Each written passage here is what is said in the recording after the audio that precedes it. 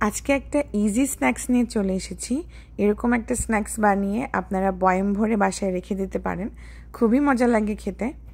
দেখে বুঝতে পেরে গেছেন আজকে তৈরি করে দেখাবো ডাল ভাজা। মুগ ডাল ভাজা আমাদের সবারই খুব পছন্দ, বাট খুবই সহজভাবে এটা আমরা বাসায় তৈরি করে ফেলতে পারবো। তাহলে চলুন দেখে নিই কীভাবে তৈরি করতে হয়। এর জন্য একটি পাত্রে নিয়ে নিচ্ছি আমি 1 কাপ মুগ ডাল। এটা কাঁচা অবস্থায় রয়েছে, ভাজার কোনো দরকার নেই। এখন দিয়ে দেবো পানি দিয়ে এটাকে খুব ভালো করে ধুয়ে নেব।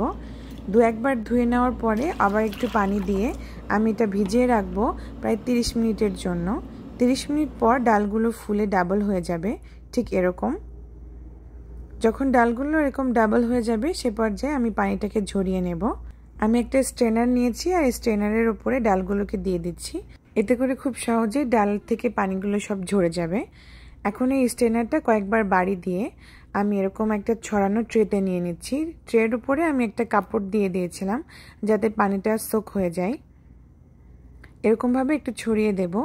আপনারা চাইলে এটাকে ফ্যানে এভাবে শুকিয়ে নিতে পারেন, আবার চাইলে ঠিক এরকমভাবে একটু মুছে নিতে পারেন। চেষ্টা করতে হবে যাতে এই মুগ ডালের ভেতরে কোনো পানি না থাকে, একদম এরকম ঝরঝরে হয়ে যায়। এটা কিন্তু রোদে শুকানো যাবে না, এরকম ফ্যানে একটু শুকিয়ে নিতে হবে বা কাপড় দিয়ে মুছে নিতে হবে। এখন এটাকে ভেজে নেব। ভাজার জন্য আমি তেল গরম করতে দিয়েছিলাম। একটা মুগ ডাল দিলে যদি তাড়াতাড়ি ওপরের দিকে উঠে আসে তার মানে বুঝতে হবে তেলটা গরম হয়েছে। সে পর্যায়ে আমি মুগ ডালগুলোকে দিয়ে দিচ্ছি। অল্প অল্প করে মুগ ডাল এরকম স্ট্রেনারের উপরে দিয়ে অপেক্ষা করব মুগ ডালটা ভালো মতো ভাজা হয়ে যাওয়া পর্যন্ত। দেখবেন প্রথম পর্যায়ে অনেকগুলো বুদবুদ সৃষ্টি হবে। যখন ভাজা হয়ে যাবে সে পর্যায়ে বুদবুদ কমে যাবে, ঠিক এরকমটা দেখাবে। এখন তেল ঝরিয়ে ডালগুলোকে উঠিয়ে নেব। আপনারা চাইলে এমনি সরাসরি তেলের ভিতরে দিয়েও এটা ভাজতে পারেন। সেক্ষেত্রে যখন আপনারা ডালগুলোকে উঠাবেন সে পর্যায়ে ডালগুলো কিছুটা পুড়ে যেতে পারে। একবারে উঠাতে গেলে অনেক কষ্ট হয়, এজন্য স্ট্রেনারের উপরে নিয়ে এভাবে করলে খুব তাড়াতাড়ি হয়ে যায়। আমি ঠিক একইভাবে আরও 1 মুঠ এরকম মুগ ডাল দিয়ে দিলাম আর এরকমভাবে অপেক্ষা করব।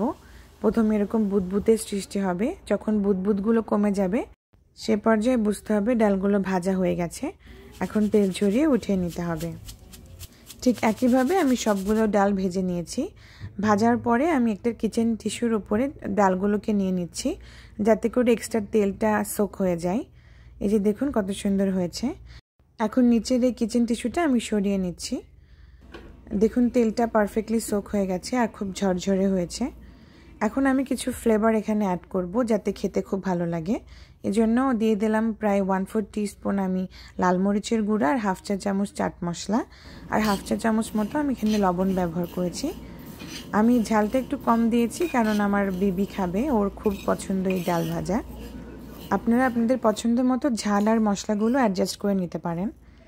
এই তো আমাদের ডাল ভাজা একদম রেডি।